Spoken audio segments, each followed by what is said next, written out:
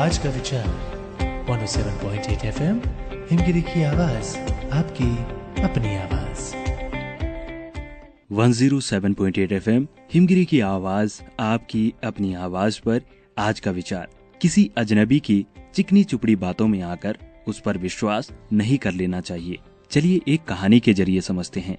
एक बार की बात है, किसी गांव के मंदिर में देव शर्मा नाम का एक प्रतिष्ठित साधु रहता था। गांव के सभी लोग उनका सम्मान करते थे। उसे अपने भक्तों से दान में तरह तरह के वस्त्र, उपहार, खाद्य सामग्री और पैसे मिलते थे। उन वस्त्रों को बेचकर साधु ने काफी धन जमा कर लिया था। साधु कभी किसी पर विश्वास नहीं करता था और हमेशा अपने धन की सुरक्षा के लिए चिंतित रहता था। वह अपने धन को पोटली में रखता था और उसे हमेशा अपने साथ लेकर चलता था। उसी गांव में एक ठग रहता था। बहुत दिनों से उसकी नजर साधु के धन पर थी।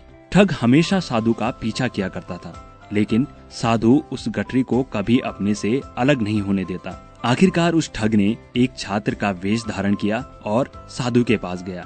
उसने साधु से मिन्नत की कि वह उसे अपना शिष्य बना ले, क्योंकि वह ज्ञान प्राप्त करना चाहता है। साधु तैयार हो गया और इस तरह से वह ठग साधु के साथ ही मंदिर में रहने लगा। ठग मंदिर की साफ सफाई से लेकर अन्य सभी कार्य करता था और ठग ने साधु की खूब सेवा की।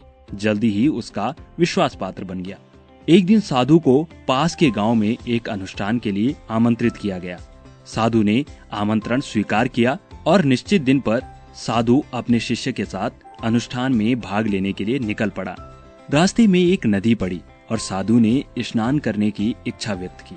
उसने पैसों की गठरी को एक कंबल के भीतर रख लिया और उसे नदी के किनारे रख दिया।